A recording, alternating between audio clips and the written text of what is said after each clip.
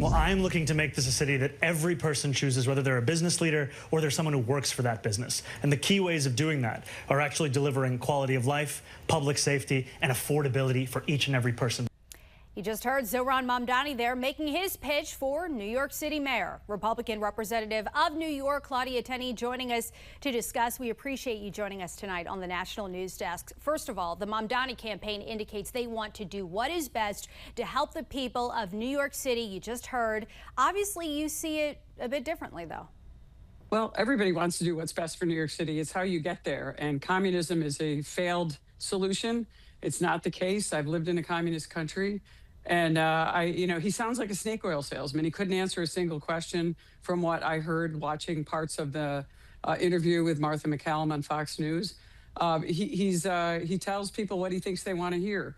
He talks about, meeting with the police and how we've laid people off and there's not retention, and yet he's going to keep the levels the same. The reason there's no retention is because his biggest supporter, Alexandria Ocasio-Cortez, started the defund and demoralize the police movement that has led to all the problems we're seeing in New York City, and continues this and continues to support her. And then he supports lawlessness and actually had corrupt Letitia James show up at his recent headliner event.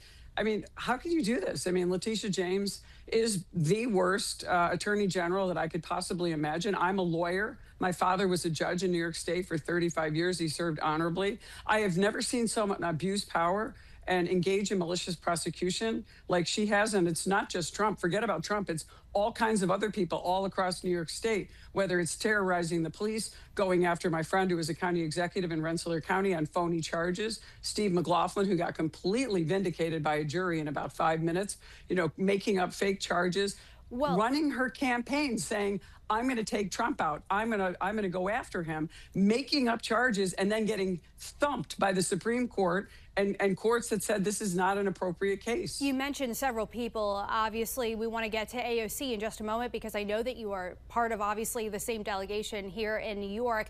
The president just yesterday, though, threatened to withhold federal funding if this race goes to Mamdani. So first, I just want to play part of those statements.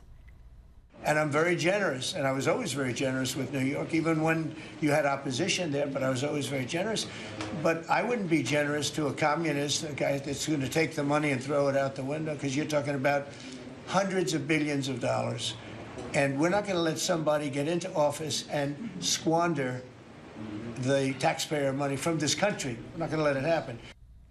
So you heard the comments, Representative, earlier today, Mamdani, during that interview, speaking, a lot about taxpayers and how this is going to affect the American taxpayer. Do you think the voters, though, of New York are clearly aware of the president's intentions and what could be the impact to voters of your state if Trump does withhold that money?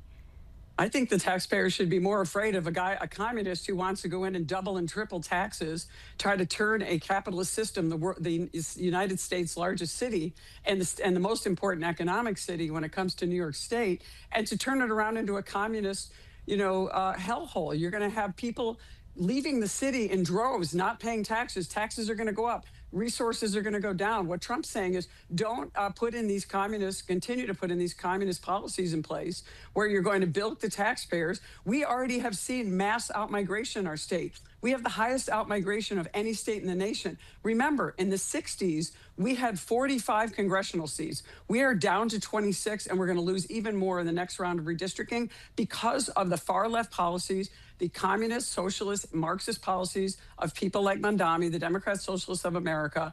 They're destroying our state bit by bit. I'm from upstate. We have felt the effects of this. I went to small businesses today in my community. They're getting crushed by taxes, by regulations, all the things that socialist-like systems cause, things that the Democrat Socialists of America are implementing in Albany. I served in the Albany legislature. I know these kinds of things. We thought, oh, they could never pass these. They were always stopped in the Senate. But now they have veto-proof majorities. And the governor is feckless and weak. And she endorses a guy like Mamdani. I have to say, I got to give credit to the Democrat chair of New York State. He still has yet to endorse Mamdani because he knows it's a disaster for the Democrat Party. This will be a disaster for New York.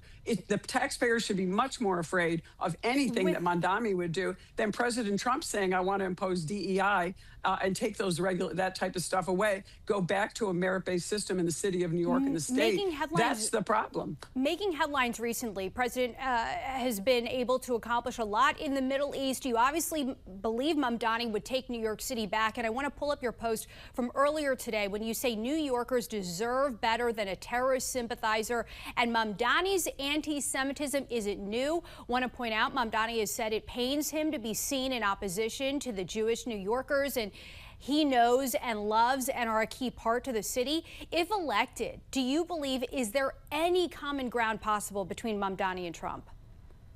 I hope so if he's elected, because it's going to be the end of New York, which is going to be tragic for the people that live in the city and the people in upstate New York who also rely on the city for its strong revenues, you know, the financial industry and so many other important things that come out of New York City. This is going to be a disaster. I mean, Trump will work with anyone. Look, you know, he's even working with Hamas to try to, you know, release the hostages. But I'll tell you, this guy scares me. He's a phony. He's a fraud. He doesn't answer any questions. He's a snake oil salesman. As I said, I've heard all this before. I've been around politics long enough. He is, you know, he's a slick salesman.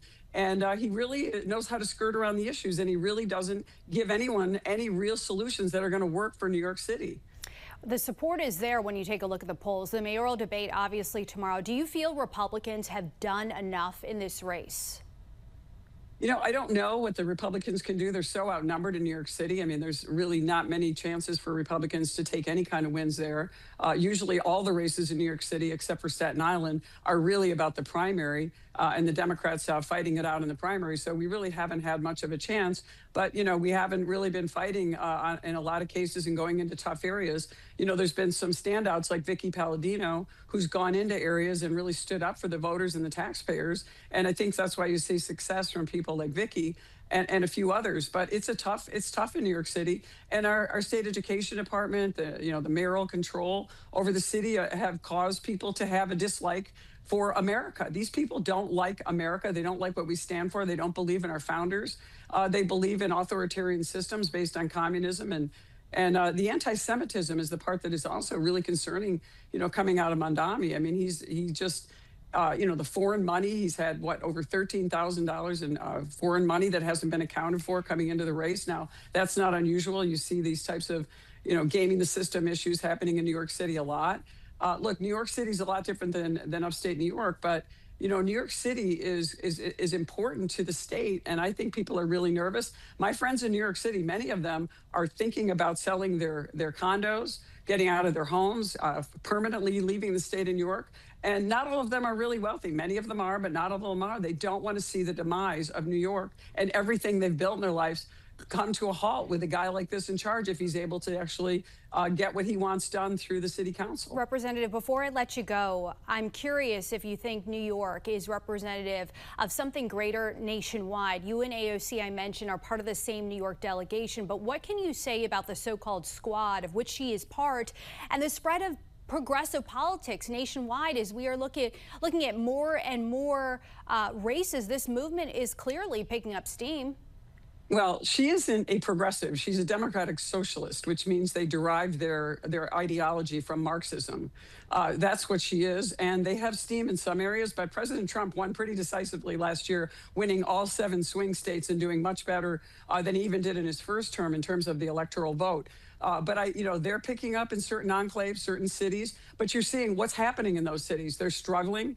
They're losing population. People are moving, to red states because they want to see their taxes lower. They want to see, borders secure. They want to see safe streets. They want to see their children be able to, go to school without fear of crime. And these are the things that people are looking for. They also just want common sense. And you're not going to get common sense out of AOC. She's very similar to Mamdani in a way, though. She's very charming, which, he seems to have charisma as well. But they are snake oil salesmen. They are not selling anything that works. They are trying to manipulate the public into saying, we got the answers when they don't. Everything they're proposing has been tried and failed miserably throughout not just our nation's history, but the history of the world. A lot of important topics discussed with you. I'm sure that they will certainly come up tomorrow for the mayoral debate. Representative Claudia Tenney, thank you for joining us tonight on the National News Desk. Appreciate your time. Thanks so much.